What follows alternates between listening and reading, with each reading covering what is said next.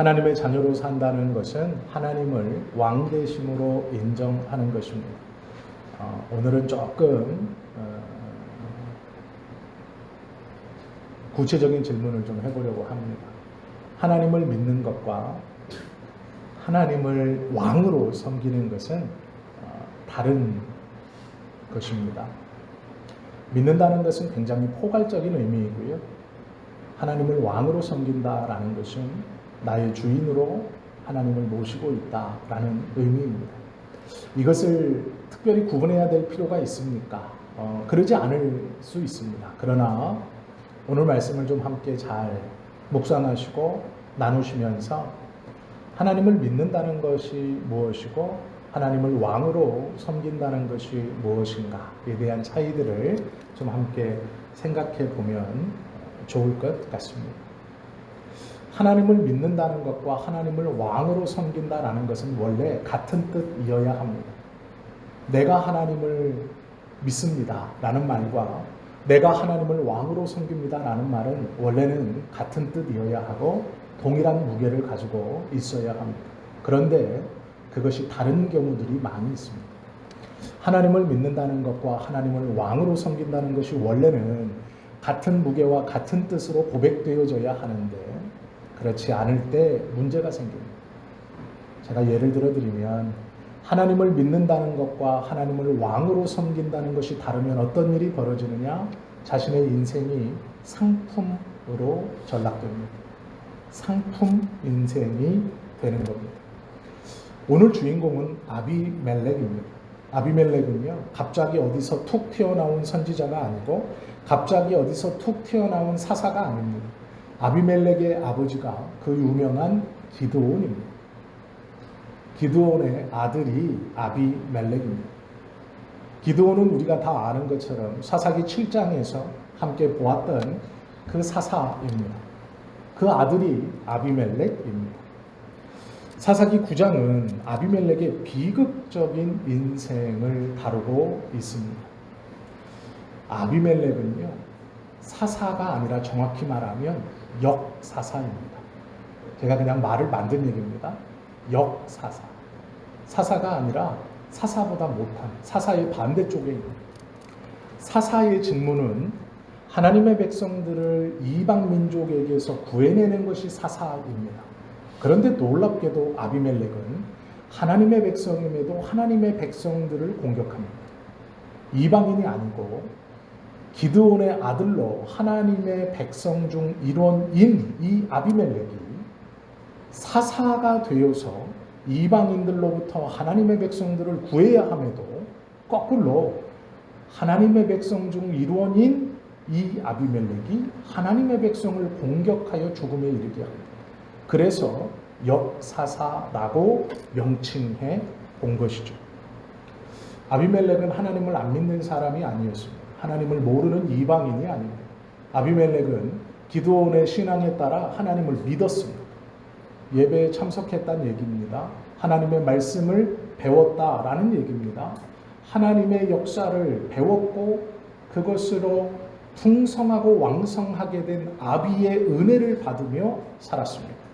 그런데 문제는 하나님을 믿었다라고 스스로도 고백하고 믿는 모양이 있었지만 하나님을 왕으로 모시며 살지는 않았습니다.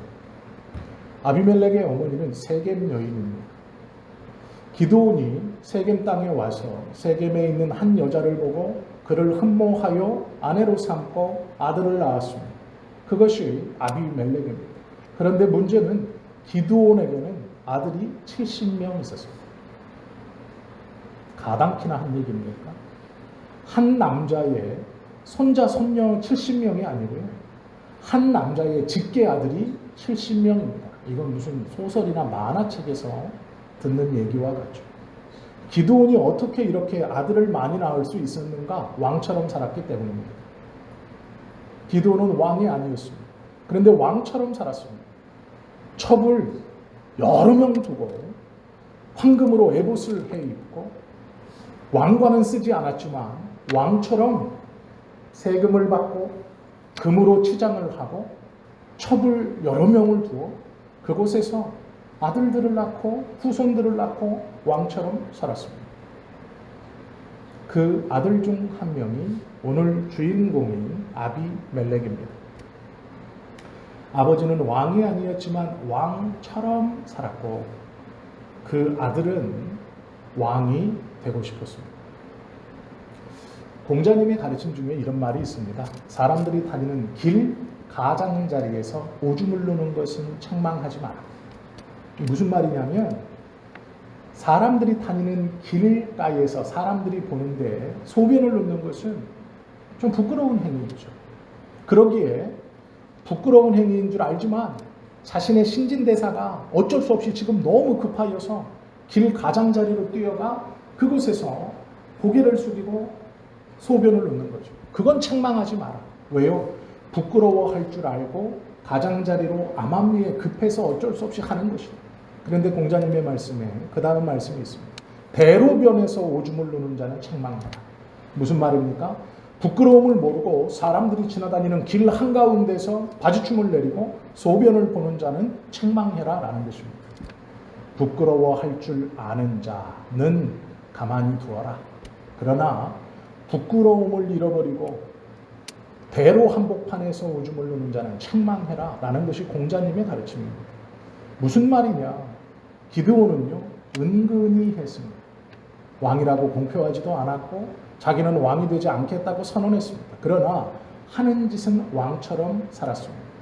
그런데 놀랍게도 그의 아들 아비멜렉은 자기 스스로 왕이 되고 싶어 했습니다. 부끄러움도 잊어버렸죠.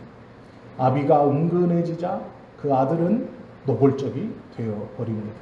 그래서 기록되어 있습니다. 성경에 역사사의 역할로 아비멜렉이 기록되어져 있죠. 하나님을 섬겼고 예배 자리에 나갔고 하나님의 은혜를 받아 사사가 되어 신분이 높아지고 생활이 좋아진 기드온 밑에서 자란 아비멜렉. 아버지에게 어려서부터 하나님께서 이루어내신 전쟁의 이야기를 들었고 자신의 아버지가 주목받게 되고 자신의 가문이 우뚝 서게 된 이야기를 들으면서 그 하나님의 예배 자리에 함께 참석하고 그 신앙생활과 그 하나님의 믿음의 생활에 함께 했던 그 아비멜렉이 하나님의 말씀에 붙들린 적 없고 예배 행위에만 함께 했었던 누구 때문에 억지로 내가 가정의 평화를 위해서 예배에 간다 라는 생각으로 평생 교회만 왔다 갔다 했던 이 아비멜렉이 세상의 것에 마음이 빼앗겼습니다. 결국 그의 마음이 기울어졌습니다. 그의 싸움에서 졌습니다. 그리고 그는 왕이 되기로 선언합니다. 왕이 되기 위하여 70명의 형제들을 하루아침에 죽여버립니다. 모두 다 몰살시켜버립니다. 이것이 상품의 삶입니다. 남보다 뛰어나야 하고 남보다 탁월해야 하고 남을 밟아놀리고 허점을 찾아서 깎아내리고 내가 돋보여야 하고 내가 더 잘 팔려야 하는 상품의 삶입니다. 스스로 머리가 되어야 하는 삶이죠. 하나님을 믿고 있지만 하나님을 믿는다는 것과 하나님을 왕으로 모신다는 것이 다른 이야기가 된 믿음의 사람은 상품이 됩니다. 스스로 머리가 될 수밖에 없습니다. 이것이 세상의 법칙이기 때문에 그렇습니다.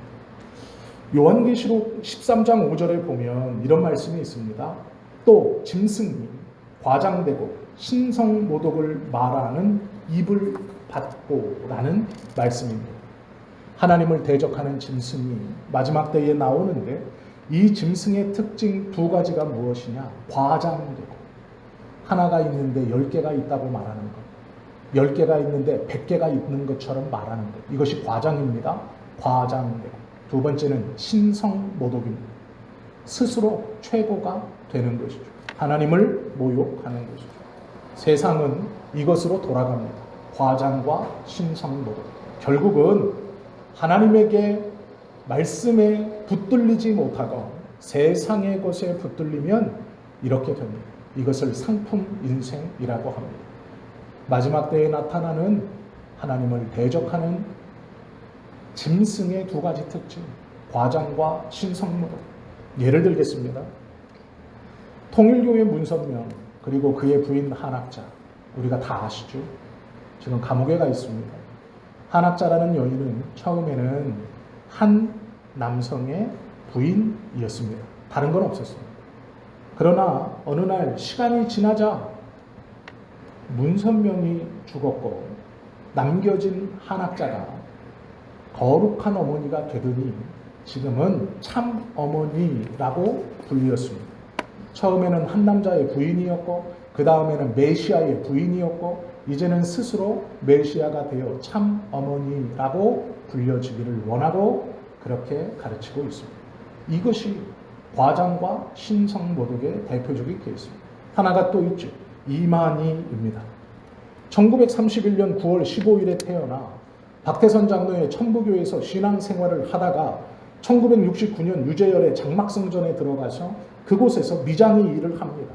1970년 백만봉이라는 사람이 내가 하나님이다라는 기치를 내걸고 유재열의 장막성전에서 나왔을 때 이만희 씨는 그 백만봉을 따라서 나와 그 백만봉 씨의 12명의 사도 중 하나의 역할을 감당합니다.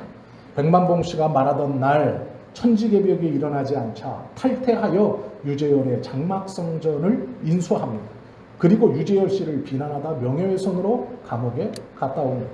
그 다음에 홍종효라는 사람과 붙어서 신천지 예수교 장막성전을 창설하고 3년 뒤 홍종효 씨를 내어쫓고 자기가 혼자서 지금으로 말하면 신천지라는 곳에 교주가 됩니다.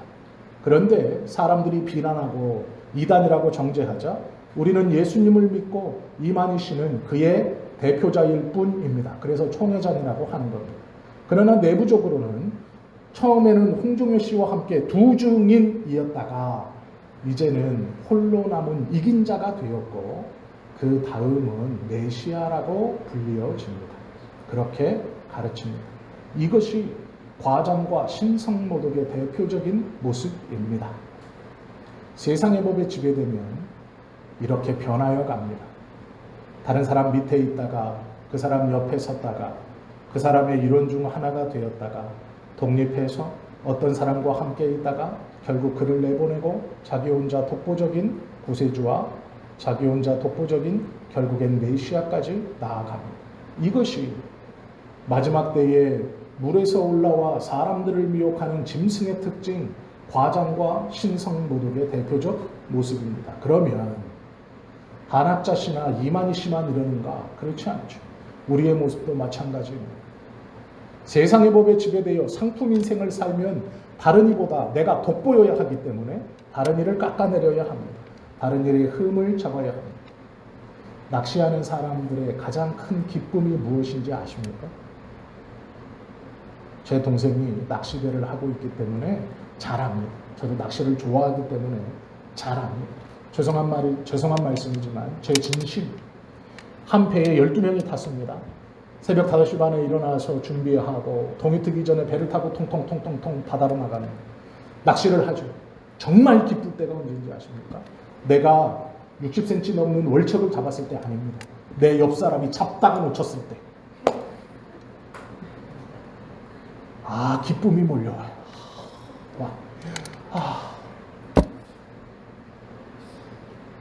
솔직한 제 마음입니다. 제가 잡았을 땐 기뻐요. 근데 그거보다 더 기쁠 때는요, 역까지 올라왔는데 뚝 끊어져서 뚝 떨어질 때 옆 사람께 제게 아니고요. 그때 말은 못하지만요, 입이 실룩실룩 왠지 모르게 기쁨이 쫙 몰려. 내게 강가 막 밀려와요. 찬송이 막 나오려고 하는 거 꼭 참습니다. 제가 우스갯소리로 얘기하지만 사람은 그렇습니다. 하나님의 법에 지배되지 못하면 다른 사람을 누르고 다른 사람의 약점을 찾고 다른 사람의 안됨을 가지고 내가 더 우월한 것인 것처럼 내가 더 잘난 것처럼 나에게 어떤 기쁨이 있는 것처럼 생각되어진다라는 것이죠.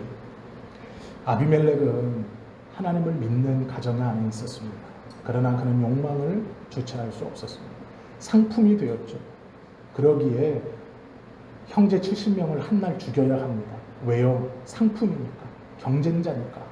저들이 있으면 내가 낮아지니까. 그러니 그들을 다 없애버리죠. 이것이 상품입니다. 세상의 법에 지배된 사람이 살아가는 방법입니다. 성경은 그것이 잘못되었다 말하죠. 성경은 이것을 무엇이라고 말하는지 오늘 본문에 보시면 가시나무의 삶이라고 말합니다. 찌르고 찔리는 삶입니다. 아비멜렉이 형제 70명을 죽이기 위해서 한 곳에 다 모아놨습니다. 그러다가 한 사람 요담이 아비멜렉의 행위가 이상한 것을 눈치채고 도망칩니다. 그래서 형제들이 다 죽을 때 요담 한 사람만 살았습니다. 그리고 이 요담 한 사람 산 사람이 모든 세겜 사람들에게 소리쳐 말하는 것이 9장 7절부터 16절의 이야기입니다. 네 나무에 대해서 이야기합니다. 먼저는 감람나무, 두 번째는 무화과, 세 번째는 포도나무, 네 번째가 가시나무입니다. 나무들이 회의를 해서 야 우리들의 왕을 뽑자. 그래서 감람나무에게 가서 감람나무에게 당신이 왕이 되라. 그랬더니 감람나무가 나는 나무들 앞에 뽐낼 필요가 없다라고 말합니다. 왜 그러냐면 나의 기름은 하나님과 사람을 영화롭게 하는데 내가 그것을 버리고 너희 나무들 틈에 끼어서 나를 자랑하랴. 나는 그럴 필요 없다라고 말합니다. 그래서 나무들이 그 다음에 무화과 나무를 찾아갑니다.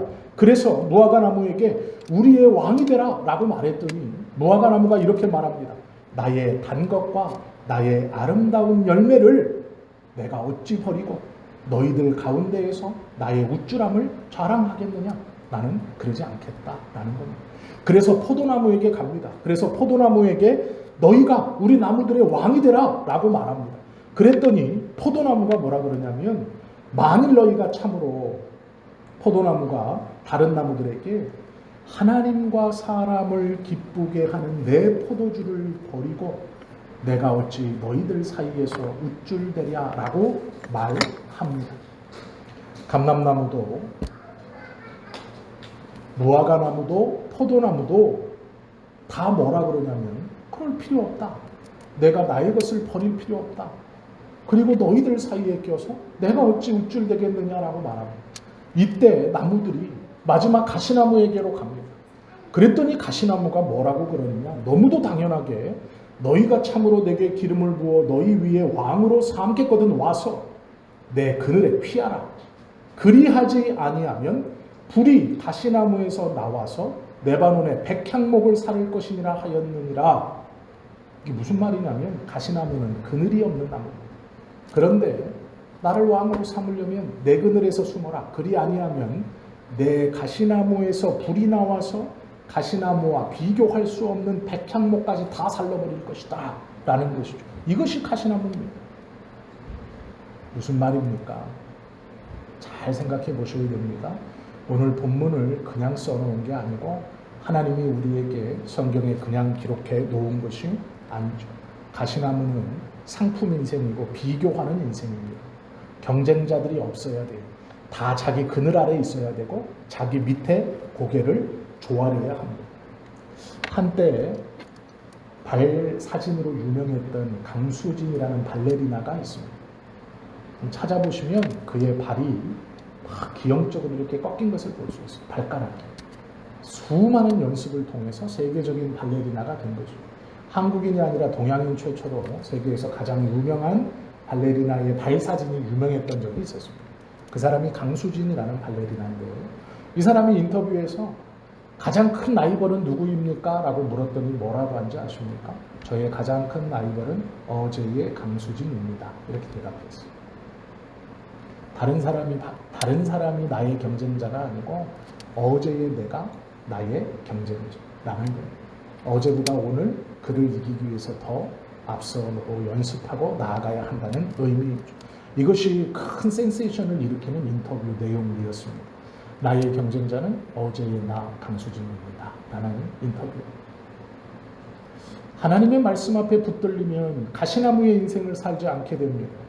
그런데 문제는 하나님을 믿는다는 것과 하나님을 왕으로 모신다는 것이 다르면 가시나무의 인생을 삽니다. 감람나무, 무화과나무, 포도나무는 다 거절합니다. 왜 그런 줄 아십니까? 비교할 필요가 없어요. 감람나무는 감람나무대로, 무화과나무는 무화과나무대로, 포도나무는 포도나무대로 자기가 자기의 자리에서 할 수 있는 역할을 충분히 하는 것으로 하나님께 영광을 돌릴 수 있고 하나님이 나에게 맡겨준 직분을 잘 감당할 수 있다는 것을 알기 때문이죠. 그래서 다른 나무들 위에 설 필요가 없습니다. 비교할 필요가 없습니다. 뽐낼 필요가 없습니다. 그것이 감람나무와 무화과나무와 포도나무의 이야기입니다. 가만히 생각해 보십시오. 하나님께서는 우리를 작품으로 만드셨습니다. 상품으로 찍어내신 게 아니에요. 세상에 가서 다른 사람 찍어 누르고 경쟁하면서 네가 과장되고 스스로 왕이 되라고 우리를 이 땅에 보내신 것이 아닙니다. 작품으로 이 땅에 보내셨어요. 너는 특별하다. 비교할 필요가 없다. 너는 너의 장점이 있고 너는 너의 아름다움이 있고 너는 너의 귀함이 있다. 그것이면 된다. 감람나무는 포도나무와 비교될 필요가 없습니다. 무화과나무는 감람나무와 비교할 필요가 없습니다. 포도나무도 무화과나무와 감람나무와 비교될 필요가 없습니다. 왜요? 하나님께서 그 하나하나를 작품으로 만들었기 때문입니다. 감람나무라는 작품, 포도나무라는 작품, 무화과나무라는 작품. 그런데 우리는 우리 스스로가 가시나무가 되어서 다른 이와 비교하고 깎아내리고 찔러 누르려고 하고 내가 스스로 왕이 되어야 하고 제일 높아져야 하고 그것이 믿음을 가지고 있는 것 같으나 하나님을 왕으로 모시지 않는 자의 세상의 법칙에 붙들림 받은 삶의 모습입니다. 아비멜렉이 그렇습니다. 잘 고민해 보시고 잘 생각해 보셔야 합니다. 하나님을 믿는다는 것은 그분이 왕입니다. 그분이 우리의 왕이시고 우리를 작품으로 이 땅에 보내셔서 남과 비교할 필요가 없도록 살게 하셨습니다. 우리 성지교회는 가장 큰 교회 될 필요 없습니다. 다른 교회와 비교해서 비교할 필요 없습니다. 그 교회는 그 교회의 사명과 감당해야 할 것이 있고 나아가야 할 모습이 있고 우리는 우리 교회 나름대로 하나님이 주신 은혜와 사명이 있습니다. 그것을 잘 가꾸어가고 하나님이 허락해 주신 공동체에서 그것을 잘 붙들고 나아가면 됩니다. 그러기에 비교할 필요 없습니다. 어떤 교회보다 큰 교회? 아니요. 어떤 교회보다 무엇을 잘하는 교회? 아니요. 그럴 필요 없습니다. 우리에게 맡겨주신 일들을 잘하면 되죠. 그것이 우리 안의 예배이면 우리 안의 예배를 잘 드리면 되죠. 그것이 지금 우리 구성원들의 교주이면 우리 구성원들이 잘 교제하고 우리가 행복하게 말씀 안에서 살면 되죠. 그리고 하나님이 허락해 주신 사람들이 다가왔을 때 허물없이 그들을 품고 함께 끌어안고 가면 되죠. 비교할 필요 없습니다. 교회도 마찬가지고 사람도 마찬가지고 이것이 하나님의 법입니다. 성지교회는 성지교회대로 작품이고 다른 교회는 다른 교회대로 작품입니다. 마찬가지로 저도 저 나름대로 작품이고 우리 성도님들도 한 사람 한 사람 작품입니다. 하나님은 상품으로 찍어내지 않았어요. 우리 아이들을 하나님은 상품으로 우리에게 주지 않았어요. 잘 키워서 1,000만 원짜리 만들어 내보내라. 잘 키워서 1억짜리 만들어서 내보내라. 아니요. 그러지 않았어요. 가격을 누가 매기고 상품의 값어치를 누가 매깁니까? 그러지 않았어요. 그런데 우리는 우리 아이들을 상품을 만들려고 합니다. 남과 비교해서, 옆집 애와 비교해서, 앞집 애와 비교해서, 심지어는 교회에서 함께 신앙생활하는 옆에 애와 비교해서, 더 놀랍게는 형제들 간에 비교해서. 왜 못해? 라는 거죠. 아니요. 그렇지 않아요. 우리가 어느샌가 하나님을 믿는다는 것과 하나님을 왕으로 모신다는 것이 같지 않기 때문이에요. 그러기에 형제들 사이도 비교하고 평가하죠. 너는 형이 돼서, 너는 동생이 돼서, 너는 앞집에 와, 너는 뒷집에 와. 아니요, 그렇지 않습니다. 하나님은 우리 아이들 하나하나를 작품으로 우리에게 주셨어요. 그게 원본이에요. 남의 것을 보고 카피할 필요가 없어요. 카피본은 흔합니다. 제가 안 어울리게도 반 고흐의 그림을 좋아합니다. 특별히 해바라기 그림을 좋아해요. 그래서 길거리에 해바라기 그림이 쫙 있는 액자들을 팔잖아요. 놓고 그러면 가다가도 서서 한 번씩 쫙 봅니다. 막 사고 싶어요. 근데 걸어놓을 데가 없어요. 사실. 근데 너무 사고 싶습니다. 하나 정도는 사고 싶어요. 그런데 사면서 속으로 생각해요. 좋아하지만 2만 원. 제 속으로 생각해요. 저거는 3만 원. 왜요? 프린트한 걸 알기 때문에. 그냥 프린터 찍찍찍찍 해가지고 갖고 온 걸 알아요. 가까이 봐가지고 유화로 그려 있으면 이거 물감값 해가지고 한 12만 원. 제가 그냥 생각해요, 속으로. 저도 남모르게 미술관 다닙니다. 그림은 봐요. 가격은 모르죠. 그래서 이렇게 봐서 유화로 그려 있으면 한 12만 원. 물론 더 들지만 그게 보통 가격이니까. 프린터 돼 있는 건 2만 원, 3만 원 액자값 해서. 그런데 만약에 진짜라고 생각해보세요. 값어치로 따질 수 없죠. 방고우가 그린 진짜 해바라기. 아이고 이건 값어치가. 이거는 매길 수 없죠. 우리가 그래요. 왜 자꾸 복사본으로 만드세요? 왜 자꾸 카피본으로 아이들을 키우세요? 아니에요. 아비멜렉은 자기가 카피본이 되는 겁니다. 그래서 형제들 70명을 죽여야 돼요. 아버지는 은근히 왕처럼 살았지만 자기는 왕이 돼야 돼요. 그리고 방해한다고 느끼는 형제들 70명을 다 죽여요. 물론 세겜 여인 첩의 자식으로 어려서부터 고난받고 어려움을 당했을 겁니다. 그러나 그것이 정당함이 됩니까? 아니요. 살인을 저지른 사람도 억울하고 분하다고 얘기해요. 가만히 생각해 보십시오.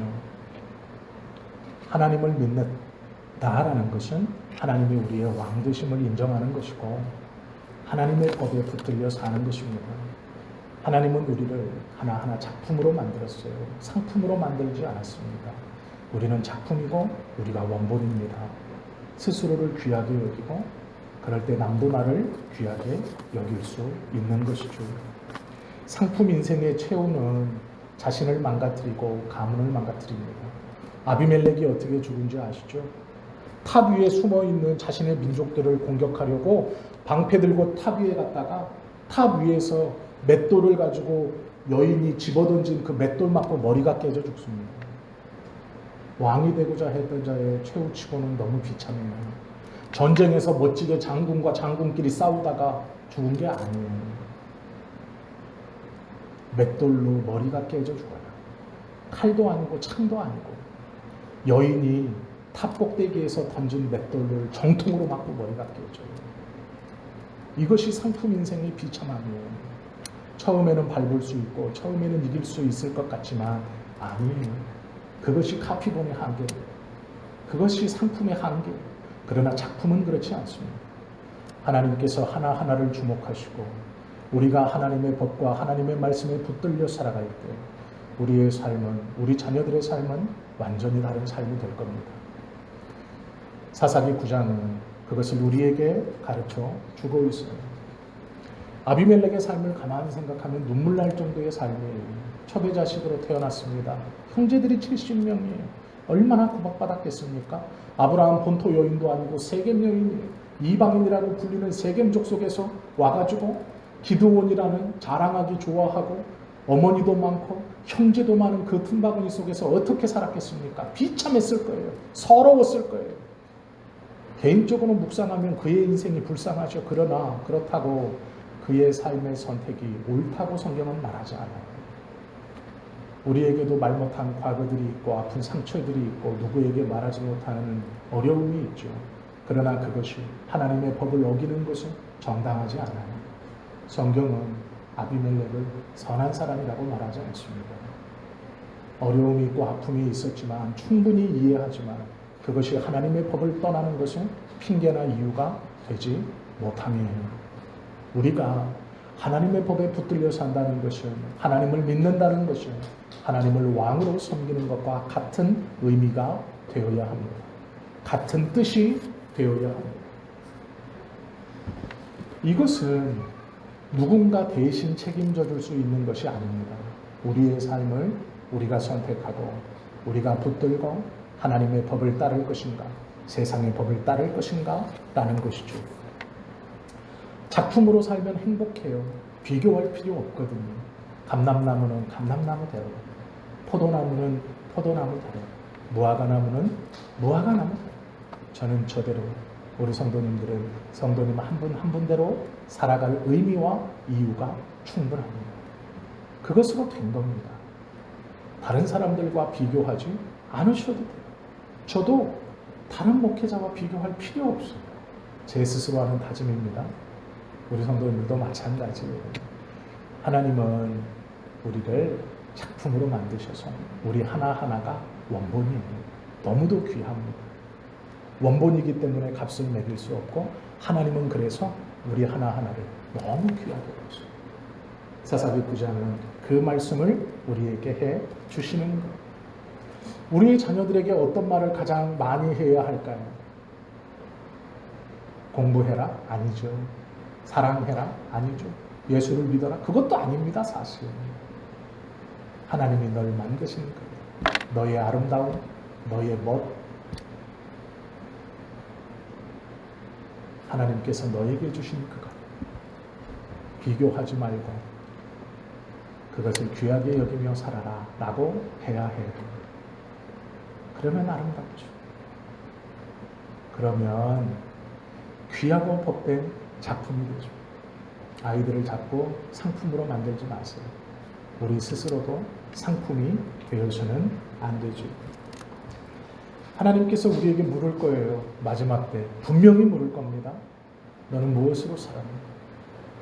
저는 비교하면서 남들보다 잘 되기 위해서 작품으로 살았습니다. 반은 맞고 반은 틀린 거. 남들보다 잘 되기 위해서 다른 사람 찍어놓는 거. 그건 상품이에요. 작품은 자기 자신이 독보적인 매력이 있고 독보적인 아름다움이 있고 독보적인 멋이 있는 거예요. 우리는 작품이에요. 너는 어떻게 살았느냐? 무엇으로 살았느냐라고 물었을 때 옆집 철수와 비교해서 그거 아니고요. 저는 하나님께서 주신 작품으로 잘 살았습니다. 그래서 행복했고 그래서 만족했고 그래서 기뻤습니다. 그래서 감사하며 지금까지 왔습니다. 이렇게 고백할 수 있는 저와 여러분 되시기를 예수님의 이름으로 축원합니다. 기도드립니다.